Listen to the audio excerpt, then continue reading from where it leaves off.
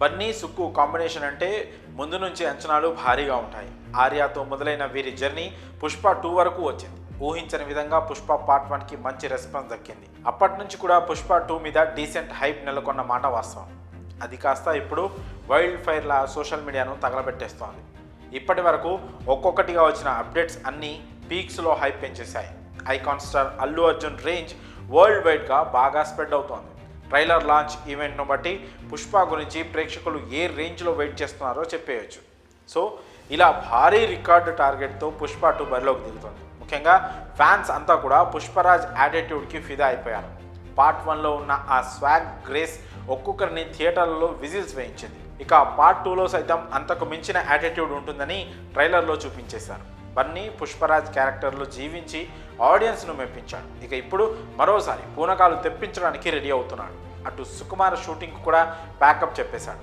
దీంతో నిన్న మొన్నటి వరకు కాస్త టెన్షన్ పడిన వారంతా అమ్మయ్య అనుకుంటున్నారు. అటు 2 భారీ ఈవెంట్స్ కూడా అదిరిపోయేలా చేశారు. సౌత్లో కూడా ఈవెంట్స్ ప్లాన్ చేస్తున్నారు. ఏముంది, ఇక అంతా స్మూత్గానే జరిగిపోతుంది. కలెక్షన్స్ లెక్క పెట్టుకోవడమే లేట్ అని అనుకున్నారు. నిజమే, ఇంతవరకు అంతా బాగానే ఉంది. పుష్ప 2కి అన్ని మంచి శకనాలే అని అంతా అనుకుంటున్నారు. కానీ నిన్న మూవీ రన్ టైం అనౌన్స్మెంట్తో కొన్ని ప్రశ్నలు మొదలయ్యాయి. మూవీ రన్ టైం మొత్తం 3 గంటల 21 నిమిషాలు. దీంతో మూవీ లెంత్ ఎక్కువ అంటూ టాక్ వచ్చింది. అప్పటి వరకు ఆశించిన స్థాయిలో సినిమా ఉంటే పర్లేదు, కానీ ఏదైనా తేడా వస్తే మాత్రం సీన్ రివర్స్ అయ్యే ఛాన్స్ లేకపోలేదు. పైగా ఓ వర్గం నుంచి ఎక్కడో దీనికి కాస్త నెగిటివిటీ కూడా ఉంది. వీటన్నిటిని తట్టుకొని గ్రిప్పింగ్ స్క్రీన్స్తో కనుక హిట్ కొట్టేస్తే దీనికి తిరుగుండదు.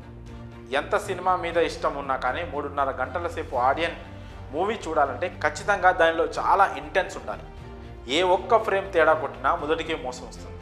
అటు నిర్మాతలు మాత్రం సినిమా 3.5 గంటలైనా 2.5 గంటల్లాగానే అనిపిస్తుందని, ఎక్కడా బోర్ కొట్టదని చెప్తున్నారు.